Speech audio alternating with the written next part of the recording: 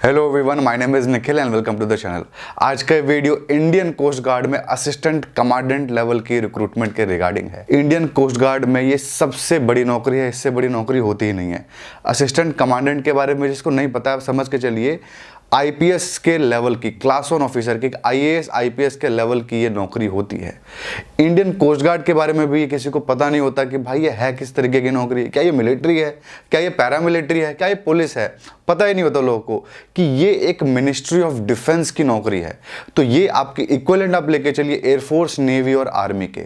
तो ministry of defence की सारी फैसिलिटीज मिलेगी, सेंट्रल गवर्नमेंट की नौकरी है और ये क्लास 1 ऑफिसर की नौकरी है जिसमें 80,000 85,000 से आपकी सैलरी शुरू होने वाली है। तो आज के इस वीडियो में हम डिटेल डिस्कशन करने वाले हैं इसी नौकरी के ऊपर। और जो ये असिस्टेंट कमांडेंट की एग्जामिनेशन है वो इस तरीके से है कि इसके बहुत ज़्यादा प्रीवियस ईयर पेपर्स अवेलेबल होते नहीं हैं और इसके एग्जामिनेशन पैटर्न के बारे में बहुत ज़्यादा अवेयरनेस नहीं होती है। तो यहाँ पर मैं आपको मॉक टेस्ट रिकमेंड करता हूँ टेक्स्ट बुक का। सबसे अच्छी बात यह कि 6 मॉक टेस्ट आपको फ्री मिलने वाले हैं असिस्टेंट कमांडेंट के कोस्ट गार्ड के। लिंक डिस्क्रिप्शन में अवेलेबल है, अपने आप को रजिस्टर करिए और उन फ्री मॉक टेस्ट को दीजिए। और अगर आप सीरियस है इस एग्जामिनेशन के लिए या फिर किसी भी एग्जामिनेशन को क्रैक करने के लिए तो टेक्स्ट बुक पास मैं यहाँ पे आपको रिकमेंड करता हूँ। मॉक टेस्ट के लिए आप समझ के चलिए इस पूरे देश में इससे ज़्यादा वाइड वैरायटी वाला, इतने ज़्यादा यूजर्स वाला और इतनी ज़्यादा जो कवरेज है ना एग्जामिनेशंस की, किसी भी दूसरे मॉक टेस्ट में नहीं है। 12 से ज़्यादा लैंग्वेजेस में आप यहाँ पे मॉक टेस्ट दे सकते हो। 13 लाख से ज़्यादा यूजर्स हैं जो एक्टिव हैं टेक्स्ट बुक के ऊपर। तो आपका जो कंपटीशन है, रियल कंपटीशन, उसके साथ आपको आपकी रैंकिंग पता चलेगी बिना एग्जामिनेशन दिए हुए, एग्जामिनेशन से पहले ही पता चलेगी। यहाँ पर आपको टेक्स्ट बुक पास में 43,000 से ज़्यादा मॉक टेस्ट मिलने वाले हैं, 7,000 से ज़्यादा प्रीवियस ईयर पेपर्स है और 550 से ज़्यादा यहाँ पर आपके एग्जामिनेशन कवर्ड है। जैसे एग्जामिनेशन सडनली आ गया, इसके बारे में आप प्लान नहीं हो, इसका मॉक टेस्ट अलग से परचेज करोगे तो यहाँ पर आपको साथ में टेक्स्ट बुक पास के साथ मिल जाएगा। तो 1 साल वाला पास रिकमेंडेड है, गारंटीड। किसी भी एग्जामिनेशन को क्रैक करने के लिए बहुत ज़रूरी होता है मॉक टेस्ट और ये करेंटली इंडिया का सबसे चीपेस्ट और बेस्ट मॉक टेस्ट है। और यूजर्स मैंने आपको बताया कितने ज़्यादा यूजर्स हैं, 12 से ज़्यादा लैंग्वेज में अवेलेबल है। तो आप डिस्काउंट लेने के लिए डिस्काउंट कूपन यूज़ कर सकते हो, निखिल NIKHIL। लिंक भी डिस्क्रिप्शन में अवेलेबल है, लिंक पे क्लिक करिए, अपने आप को रजिस्टर करिए। अगर पास लेना होगा वहाँ पे कूपन डालिएगा निखिल और परचेस करिएगा। और 1 साल के लिए आपको मात्र 400 रुपये में देश के हर एक एग्जामिनेशन का पास खुल जाएगा इस कूपन कोड को यूज करने के बाद। तो चलिए नोटिफिकेशन की डिटेल्स को देखना शुरू करते हैं इस नौकरी का। सबसे पहले बात कर लेते हैं डेट। देखिए डेट की बात करें तो 17 अगस्त से आप इसका फॉर्म भरना शुरू कर सकते हो। कब तक? 7 सितंबर तक। तो बहुत कम टाइम, 10-12 दिन का आपको टाइम मिला हुआ है। जितनी जल्दी भर सको ना आप इस फॉर्म को उतनी जल्दी भर देना। और इसकी एग्जामिनेशन डेट की बात करें तो नवंबर 2022 इसका एग्जामिनेशन डेट होगा। इसकी नौकरी होगी, जो फाइनल सारा प्रोसेस हो जाएगा वो अगले साल 2023 में मई तक आप लेके चलिए, आपकी नौकरी इसके अंदर लग जाएगी। तो काफी फास्ट प्रोसेस रहेगा। ये होगी डेट की बात। अब हम आ जाते हैं एप्लीकेशन फीस के ऊपर। फीस की बात करें तो यहाँ पर जनरल, ओबीसी और ईडब्ल्यूएस के लिए 250 रुपए यानी 250 रुपीज एप्लीकेशन फीस है। एससी और एसटी के लिए यहाँ पे 0 रुपीज एप्लीकेशन फीस है, 1 रुपए भी देने की जरूरत नहीं है। फिजिकली हैंडीकैप्ड जो स्टूडेंट होते हैं वो इसके अंदर अप्लाई नहीं कर सकते हैं, क्योंकि ये वर्दी की नौकरी है, असिस्टेंट कमांडेंट की जॉब है। तो अब हम आ जाते हैं हमारे पोस्ट के ऊपर। देखिए यहाँ पे 5 अलग अलग तरीके की नौकरियां हैं यहाँ पे और 5 का एजुकेशन क्वालिफिकेशन अलग अलग है, ठीक है। और यहां पर पोस्ट भी सबका अपने अपने हिसाब से है।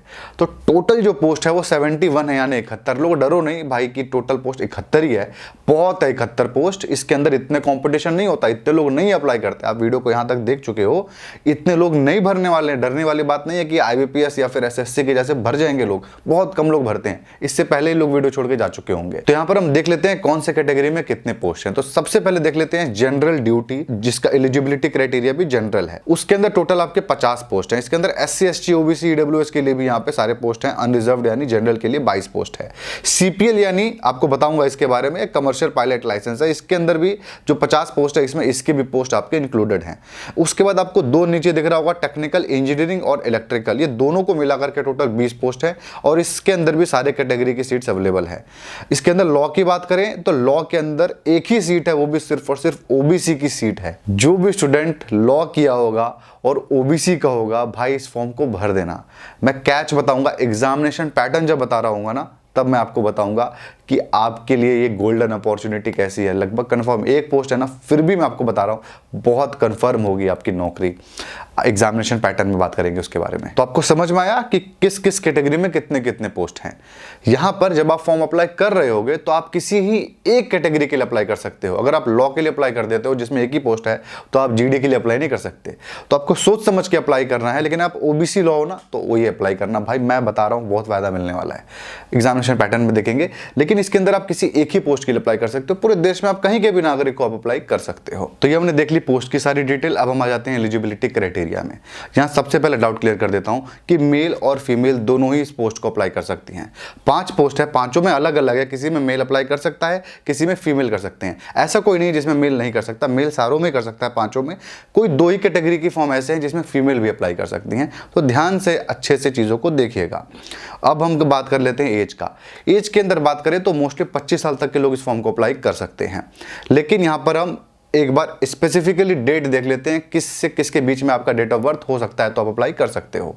तो यहां पर सारे के सारे पोस्ट के लिए 1 जुलाई 1997 से 30 जून 2001 तक जो भी पैदा हुआ होगा वो इस फॉर्म को अप्लाई कर सकता है। कमर्शियल पायलट लाइसेंस वाला जो फॉर्म है ना, उसमें 30 जून 2003 तक के लोग अप्लाई कर सकते हैं। मतलब वहां पे 1997 से 2003 ये एज ब्रैकेट आपका हो जाता है। ठीक है, और मेल फीमेल की बात कर ही लेते हैं। तो जनरल ड्यूटी वाली जो पोस्ट है उसके अंदर सिर्फ और सिर्फ मेल अप्लाई कर सकते हैं। कमर्शियल पायलट वाले में मेल फीमेल दोनों अप्लाई कर सकती हैं, और लॉ वाले में मेल और फीमेल अप्लाई कर सकते हैं। तो जनरल ड्यूटी वाले के अंदर फीमेल अप्लाई नहीं कर सकती हैं। ठीक है, तो आपको एज का समझ में आया। यहां पर एक पॉइंट और आपको बता देता हूं कि जिस भी कैटेगरी के आप होंगे, सपोज SC ST और OBC के हैं आप, तो आपको एज का रिलैक्सेशन मिलता है। यहां पर भी वो मिलेगा, लेकिन अगर वो पोस्ट अवेलेबल होगी तो ही।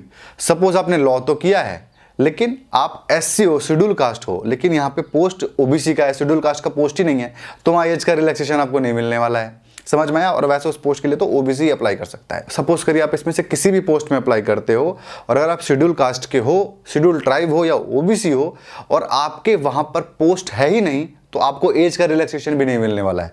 तो अप्लाई करते वक्त ये भी ध्यान दीजिएगा कि कौन से पोस्ट पर अप्लाई कर रहे हैं, वहां पे आपकी सीट्स है भी कि नहीं, ताकि एज का रिलैक्सेशन भी आपको मिले। अब हम आ जाते हैं एजुकेशन क्वालिफिकेशन के ऊपर। देखिए, सबसे पहले बात कर लेते हैं जनरल ड्यूटी की। इस पोस्ट की बात कर लेते हैं। इसके अंदर टोटल 50 पोस्ट थे, और इसको कोई भी ग्रेजुएट अप्लाई कर सकता है जिसके ग्रेजुएशन में 60% से ज्यादा मार्क्स आए हों। सेकंड पॉइंट, इसके अंदर 2 क्वालिफिकेशन है, एक ही नहीं है। दूसरा क्वालिफिकेशन क्या है कि आपने 12th पास किया हो, और 12th में फिजिक्स और मैथ एक सब्जेक्ट होना चाहिए। तो 12th जिसने साइंस से पास किया वो अप्लाई कर सकता है, प्लस फिजिक्स और मैथ के मार्क्स मिला दिए जाएं। 12th की परसेंटेज नहीं, फिजिक्स और मैथ के मार्क्स मिलाए जाएं, तो उसके अंदर आपके 55% से ज्यादा मार्क्स होना चाहिए। ठीक है, यानी 55% से मार्क्स होना चाहिए। भले आपका मैथ में 40 नंबर होगा, फिजिक्स में 90 नंबर होगा, एग्रीगेट हमने कर दिया तो आपका 55 से ऊपर हो गया ऑब्वियसली, तो आप अप्लाई कर सकते होगे। ठीक है, और अगर आपने 12th नहीं किया है, आपने 10th के बाद डिप्लोमा कर लिया था और उसके बाद ग्रेजुएशन किया था, तो आपके डिप्लोमा में 55% आए होने चाहिए। डिप्लोमा में 55% आया होना चाहिए, प्लस फिजिक्स और मैथ एक सब्जेक्ट होना चाहिए आपके डिप्लोमा में, कंपलसरी इलेक्टिव सब्जेक्ट होना चाहिए, तो भी आप अप्लाई कर सकते हो। जरूरी अब नहीं रहा है 10+2+3, ये स्कीम कंपलसरी रहता था। अब हमेशा इस बार से डिप्लोमा वालों को भी चांस दिया गया है। ये आपको समझ में आया। ये 12th वाला जो बता रहा हूं ना, ये सारे के सारे पोस्ट में लगभग आपका है साइंस वाला। तो अगर किसी भी पोस्ट में बोलूंगा कि ऊपर जो बताया था मैंने साइंस वाला 12th का, वो यहां पर भी है, तो आप समझ लीजिएगा कि क्या है। अब आ जाते हैं कमर्शियल पायलट लाइसेंस के ऊपर। तो अगर आपके पास कमर्शियल पायलट लाइसेंस है, आप मेल फीमेल कुछ भी हो, तो आप इस फॉर्म को अप्लाई कर सकते हो अगर आपके 12th में फिजिक्स और मैथ सब्जेक्ट थे और उसमें 55% से ज़्यादा मार्क्स आए थे, तो आप अप्लाई कर सकते हो। इसमें ग्रेजुएशन की भी कोई रिक्वायरमेंट नहीं है। ये हो गया CPL का। अब हम आ जाते हैं नेक्स्ट पोस्ट के ऊपर। नेक्स्ट पोस्ट हमारी 2 है, दोनों बीटेक वाली है, यानी टेक्निकल मैकेनिकल है, एक टेक्निकल इलेक्ट्रिकल है। दोनों का क्वालिफिकेशन एकदम सेम है, बस अंतर यह कि एक में मैकेनिकल अप्लाई करेंगे तो एक में इलेक्ट्रिकल करेंगे, बस ब्रांच का अंतर है। तो देखना स्टार्ट करते हैं। सबसे पहले हम देख लेते हैं टेक्निकल मैकेनिकल का। इसके अंदर सिर्फ मेल अप्लाई कर सकते हैं। इसमें कोई भी बीटेक या BE वाला स्टूडेंट अप्लाई कर सकता है, जिसकी जो डिग्री है वो मैकेनिकल में हो, नेवल आर्किटेक्चर के अंदर हो, ऑटोमेटिव हो, मैकेट्रॉनिक्स में हो, इंडस्ट्रियल एंड प्रोडक्शन में हो, या मेटलर्जी में हो, डिजाइन में हो। आप देख सकते हो स्क्रीन के ऊपर किस किस चीज में हो, और 60% एग्रीगेट मार्क्स होना चाहिए, तो आप अप्लाई कर सकते हो। ठीक है, और इसके साथ जो आपका 12th वाला मैंने आपको बताया था ना ऊपर कि 12th में फिजिक्स और मैथ सब्जेक्ट होने चाहिए, और इन दोनों को मिला के उसमें 55% मार्क्स से ज्यादा आने चाहिए, तो आप इस फॉर्म को अप्लाई कर सकते हो। बीटेक के साथ ये दोनों होना चाहिए, कम थे तो नहीं आप अप्लाई कर सकते।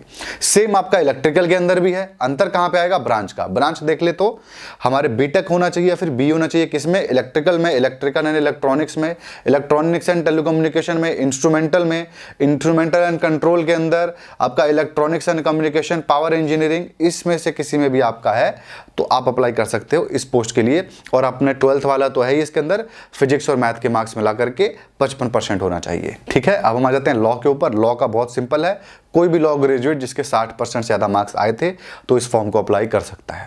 मुझे पता है बहुत सारे डाउट होंगे, सारे डाउट क्लियर करता हूं। सबसे पहला होगा, क्या भाई फाइनल ईयर वाले अप्लाई कर सकते हैं? बिल्कुल अप्लाई कर सकते हो आप फाइनल ईयर वाले, आंख बंद करके अप्लाई करिए। अगले साल आपका रिजल्ट आएगा ना, अगले साल आप चाहे तो इनको रिजल्ट दे देना, बस पेपर पास कर जाना, आपको नौकरी मिल जाएगी। ठीक है, लेकिन अभी तक आपका जो परसेंटेज आया होगा वो 60 से ऊपर आना चाहिए। ऐसा नहीं है कि आपका अभी तक परसेंटेज 30-35 बन रहा होगा, वो आपको फेज 2 में ही हटा देंगे। 30-35 बन रहा होगा और आपके लास्ट सेमेस्टर में आप कुछ भी कर लोगे 60 नहीं बन सकता, ऐसे ही हटा देंगे आपको। तो आप ये दिमाग में लेके चलिए कि 60 बनना होना चाहिए, लगता होना चाहिए कि भाई बनने वाला है, 57, 58, 59 इसके आसपास होना चाहिए, कम भी अगर हो तो। ठीक है, वरना ऐसा कोई रिक्वायरमेंट नहीं है, पेपर तो आप दे ही सकते हो, कोई आपको जेल नहीं होने वाला है। इसके अलावा एक डाउट आएगा कि अगर 12th में परसेंटेज उसके कम थे तो क्या करें? 12th में आपके 30% थे चाहे 93% थे, कोई फर्क नहीं पड़ता है। ठीक है, पास होना चाहिए बस, और कुछ भी नहीं चाहिए। और आपका फिजिक्स मैथ वाला बस परसेंटेज आपका होना चाहिए। ग्रेजुएशन में भी अगर आपका 3 साल का ग्रेजुएशन आप फेल होकर के 5 साल 6 साल में पास हुए होगे, कोई फर्क नहीं पड़ता जब तक आपके 60% मार्क्स हों।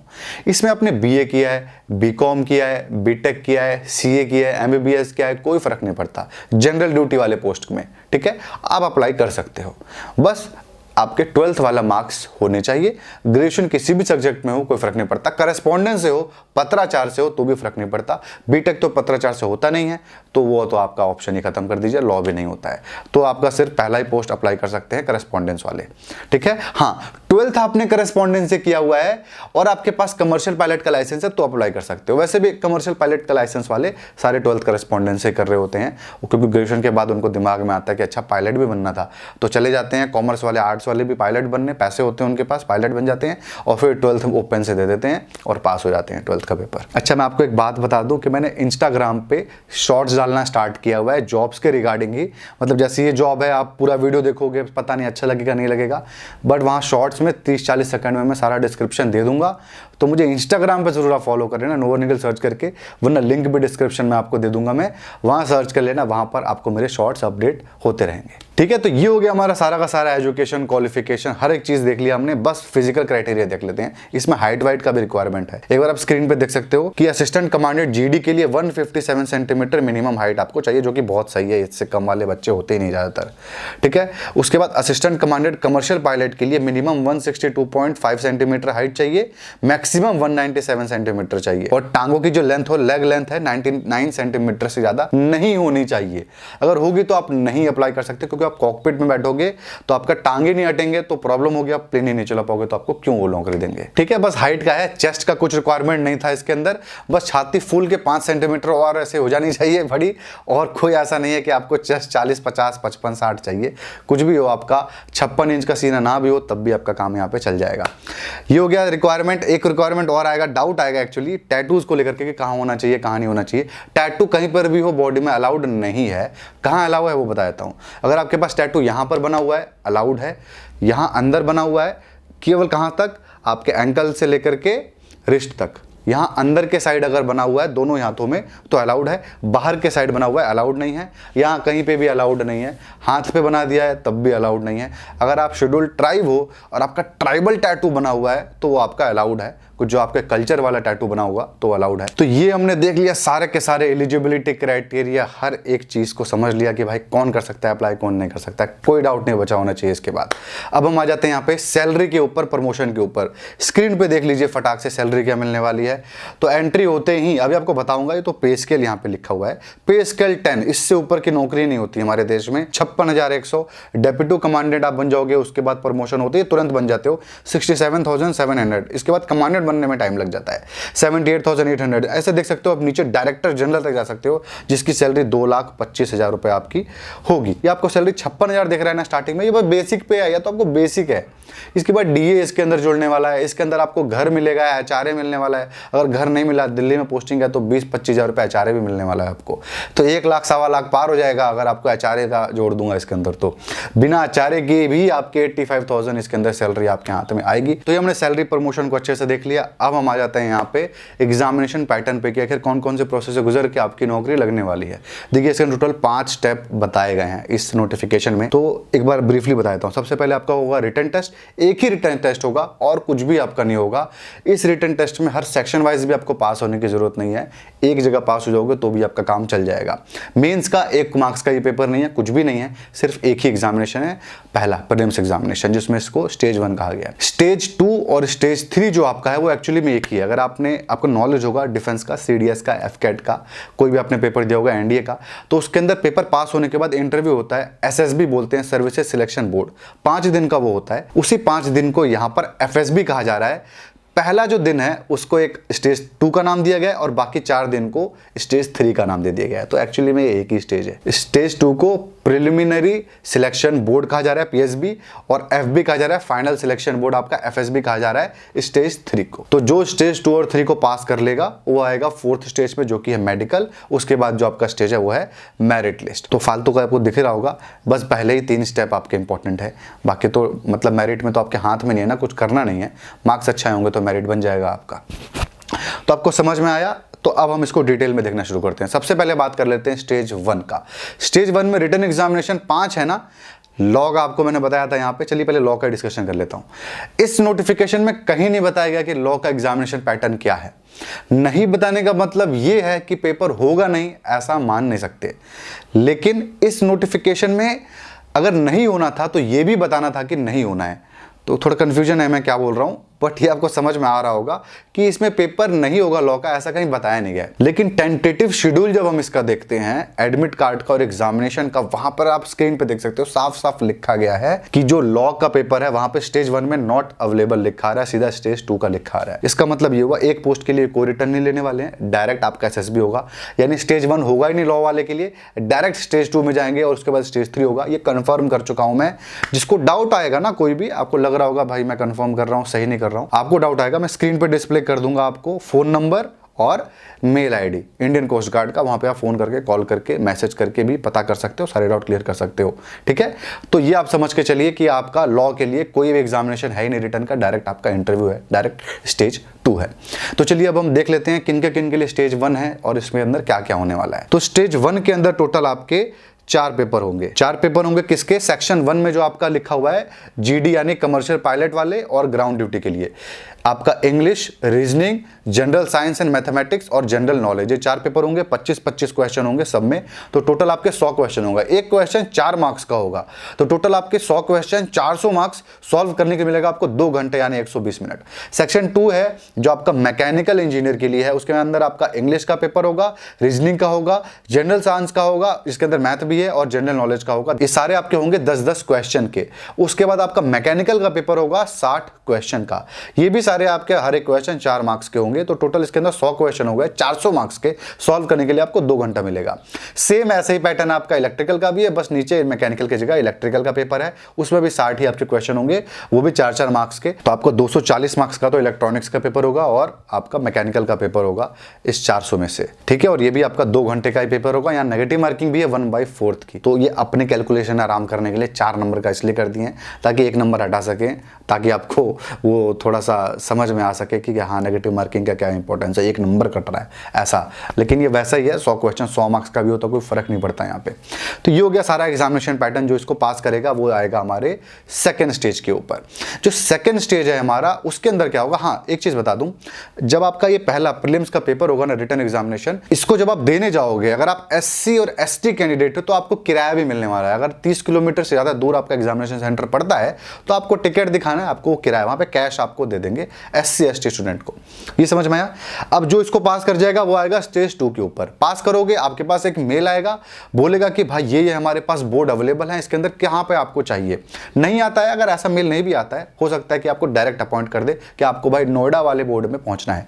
तो नोएडा आप पहुंचोगे अपनी सारी तैयारी के साथ, जो भी आपको बोलेंगे, सुई लेके आना है, आपको हाफ पैंट लेकर के आना है, जूते लेकर के आने हैं, वो सारी चीजें आप लेकर के वहां पहुंचोगे। पहले दिन क्या होगा, जाते ही आपका होगा रीजनिंग का एक टेस्ट होता है। यहां पर अजीब सा नाम लिख दिया है, सुनने में अजीब सा लगता है, भूल जाइए। रीजनिंग का एक पेपर होगा जो कि सिर्फ और सिर्फ इंग्लिश में होगा। वहां पे इंटरव्यू आप हिंदी में भी दे सकते हो, ऐसा कुछ नहीं कि इंग्लिश में देना है, लेकिन आप इंग्लिश जानते हो तो अच्छा रहेगा, मार्क्स ज्यादा मिलेंगे।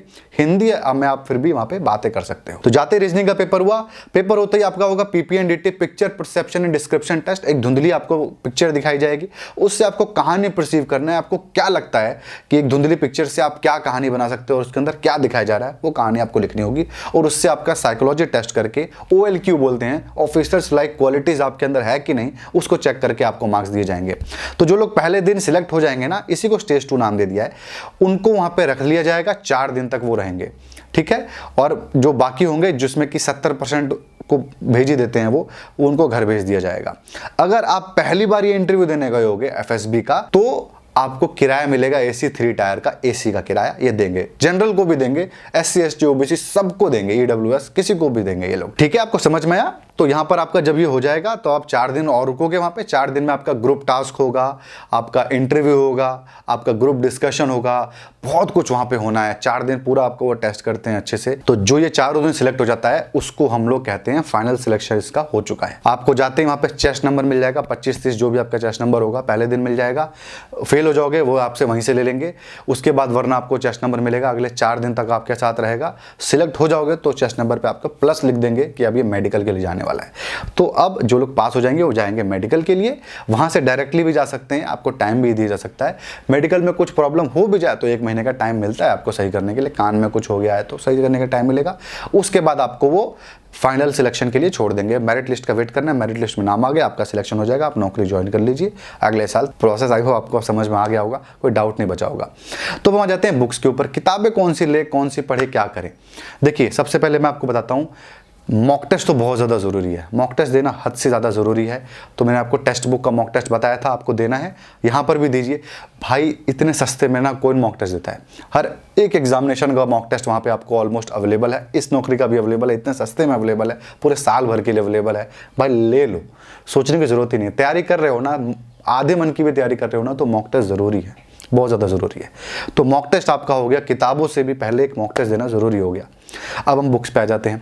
बुक्स में सिंगल किताबें बहुत सारी अवेलेबल हैं। आर गुप्ता पब्लिकेशन की अवेलेबल है, अरिहंत पब्लिकेशन की अवेलेबल है और एक सुराज पब्लिकेशन की अवेलेबल है। ये तीनों बुक सिंगल बुक अवेलेबल है कोस्ट गार्ड का असिस्टेंट कमांडेंट बनाने के लिए। देखिए आपको बताता हूँ, अरिहंत वाली मत लीजिएगा क्योंकि 2016 का एडिशन है कि 17 का एडिशन है वो, तो 4 साल 5 साल हो चुका है, पुराना हो चुका है, हटा दीजिए। बचा आर गुप्ता सुरा का। सुरा का बहुत ज़्यादा नया है, आर गुप्ता का मैं पढ़ा हूँ, सुरा का पढ़ा भी नहीं हूँ। आर गुप्ता का पढ़ा हूँ, ठीक है किताब, बट काम चल जाएगा उससे। जो मतलब किसी तरह होता है कि भाई पास हो जाएं और नया है पेपर आपके लिए, वो ले सकते हो आर गुप्ता का। मैं लिंक डिस्क्रिप्शन में दे दूंगा, कोई और किताब मत पकड़ लेना, इसे मैं लिंक दे दूंगा डिस्क्रिप्शन में, एक बार जरूर चेक कर लेना कि कौन सी किताब के बारे में बात कर रहा हूँ। तो सिंगल किताब वो अच्छी 190 रुपये में आई थिंक है, तो बहुत अच्छी बात है वो। उसके साथ एक प्रैक्टिस सेट का भी मैं लिंक दे दूंगा कि 50-25 क्वेश्चन आपके होंगे, जिसके अंदर पिछले साल के आप उनको बना लोगे ना, बहुत रिपीट होता है। 30-40% के क्वेश्चन रिपीट ही होते हैं। 40 में आपको कम बोल दिया हूँ, समझ के चलिए 50 से 60 भी रिपीट हो सकते हैं। तो आपको समझ में आया कि सिंगल किताब किताब वाले क्या करें, अब वो लोग जिसको असिस्टेंट कमांडेंट बनना है भाई किसी कीमत पे, और असिस्टेंट कमांडेंट ही नहीं साथ में सीडीएस की भी तैयारी करते हो, एफकेट का भी पेपर देते हो, तो क्या करें। एफकेट के लिए भी अगर आपने सिंगल बुक ली होगी ना, जो मैंने पहले रिकमेंड की थी, दिशा पब्लिकेशन की रिकमेंड की थी, अरिहंत वाली भी ठीक है, कोई भी हो तो आपको उससे यहाँ पर तैयारी नहीं हो पाएगी, थोड़ी सी यहाँ पे अलग है चीज़ें। तो उससे तैयारी हो सकती है किसकी, क्वांट की तैयारी उससे आपकी हो जाएगी, इंग्लिश की हो जाएगी, जनरल अवेयरनेस की हो जाएगी, मैथ की नहीं होगी और साइंस की नहीं होगी, उसके लिए अलग करना पड़ेगा। तो चलिए सबसे पहले साइंस वाली किताब की बात कर लेते हैं। साइंस वाली किताब के लिए ना जनरल साइंस नाम से किताब आती है दिशा पब्लिकेशन की। दिशा पब्लिकेशन की भी 5-6 किताबें आती हैं इस नाम पे। कौन सी लेनी है मैं लिंक दूंगा डिस्क्रिप्शन में, उसी को लेना, और लेना भी है तो 2 किताबें मैं बताता हूँ। एक है 5000 प्लस क्वेश्चन वाली, अगर आपको क्वेश्चन लगाना अच्छा लगता है कि भाई मुझे क्वेश्चन लगा लगा के पढ़ना ज़्यादा पसंद है, तो 5000 क्वेश्चन वाली किताब ले लेना, ठीक है। अगर आपको ऐसा चाहिए कि भाई नहीं क्वेश्चन थोड़े कम भी हो लेकिन समझाया हुआ भी हो, तो जनरल साइंस की किताब आपको कॉन्सेप्ट, मैं नीचे लिंक दूंगा ना, तो जनरल साइंस कॉन्सेप्ट और जनरल साइंस 5000 प्लस क्वेश्चन ऐसे करके दे दूंगा। कॉन्सेप्ट वाली में 2000 की 1000 क्वेश्चन भी होंगे, कॉन्सेप्ट भी होगा, और नीचे वाली में क्वेश्चंस दबा के होंगे, थोड़े बहुत कॉन्सेप्ट होंगे, मतलब उस क्वेश्चन के सॉल्यूशन में भी आपका कॉन्सेप्ट निकल सकता है। तो दोनों आपके प्रेफरेंस पे है। तो जनरल साइंस के लिए तो आपको लेना ही पड़ेगा स्पेसिफिक किताब जो ज़रूरी है। ये हो गया। अब हम क्वांट पे आ जाते हैं। क्वांट की बात करूं तो राजेश वर्मा की fast track arithmetic Arihant publication की, भाई रामबाण है, आंख बंद करके ले लीजिए। ये हो गया क्वांट का। अब हम आ जाते हैं इंग्लिश के ऊपर। इंग्लिश की बात करूं तो इंग्लिश आपका एकदम रद्दड़ है, खत्म है। लूसेंट की इंग्लिश ले लीजिए, इंग्लिश आपकी ठीक है। एसेंशियल इंग्लिश ले लीजिए दिशा पब्लिकेशन की। अच्छा, जनरल साइंस के बारे में बता दूं, अगर आपके पास एनसीईआरटी की अच्छी नॉलेज है ना, 11th और 12th की फिजिक्स और केमिस्ट्री आपको आती है, बायोलॉजी की जरूरत नहीं है, तो आपको कोई बुक लेने की जरूरत नहीं है। एनसीईआरटी की फिजिक्स केमिस्ट्री आपको पढ़नी है 11th-12th की, अब वो आती है तो आप अपनी पुरानी बुक उठा के रिवाइज कर लेना, काम चल जाएगा। और ऐसा मतलब कुछ बहुत बड़ा पहाड़ नहीं यहाँ पे पूछने वाला है, वही आपका पूछने वाला है। एनसीईआरटी तो बेस्ट ही है। अब वापस आ जाते हैं जनरल नॉलेज के अंदर। जनरल नॉलेज के अंदर स्टैटिक लूसेंट की जीके परचेज कर लीजिए, लूसेंट एक पब्लिकेशन है। इसके अलावा करंट अफेयर्स के लिए दिशा पब्लिकेशन की क्वार्टरली करंट अफेयर्स आप ले सकते हो। आपको लग रहा होगा दिशा पब्लिकेशन स्पॉन्सर कर रहा है, पर ये 5 अलग अलग पब्लिकेशन के नाम ले लिए, सब तो स्पॉन्सर कर नहीं रहे हैं मेरे को, तो जिसकी जो बुक अच्छी है मैं वो रिकमेंड करता हूं, ठीक है।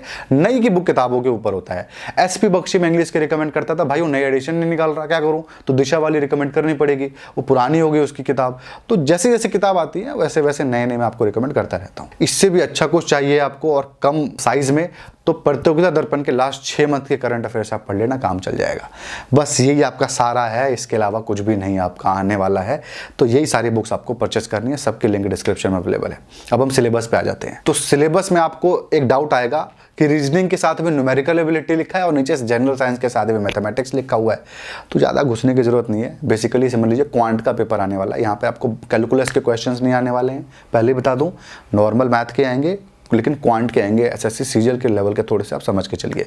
तो चलिए देख लेते हैं सबसे पहले क्वांट का सिलेबस। क्वांट के सिलेबस में है number system, percentage and average, time and distance, profit and loss, ratio proportional, simplification, simple and compound interest और नंबर सीरीज। मैंने देखा है कि इनके क्वेश्चन ही ज़्यादा आए हैं। बाकी मैं आपको सिलेबस और बता दूँ और आप पढ़ सकते हो, एक एक क्वेश्चन शायद बन भी जाएँ, पर मुश्किल से 3 क्वेश्चन आपके उस बनेंगे और 10 टॉपिक हो जाएंगे।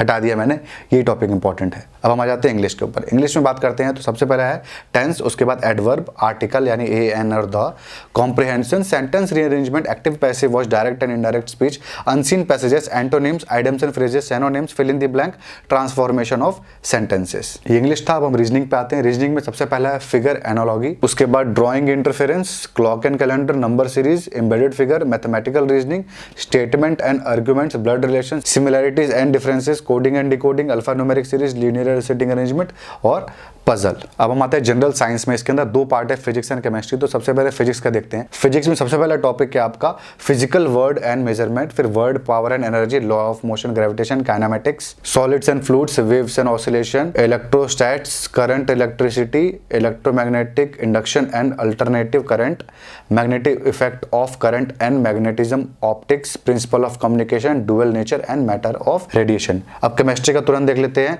Photo chemistry, electrochemistry, thermodynamics, organic synthesis, quantum chemistry, chemical kinetics, bio inorganic chemistry, chemistry of transition elements, inorganic reaction mechanism, nuclear chemistry, acid and bases, redox reaction, structure and bonding, analytical chemistry और analytical techniques. आपको दिख रहा होगा कुछ part 12th के हैं और mostly part 11th के हैं।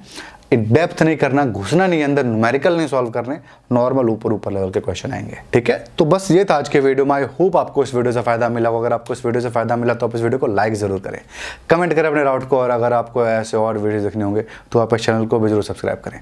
Thank you.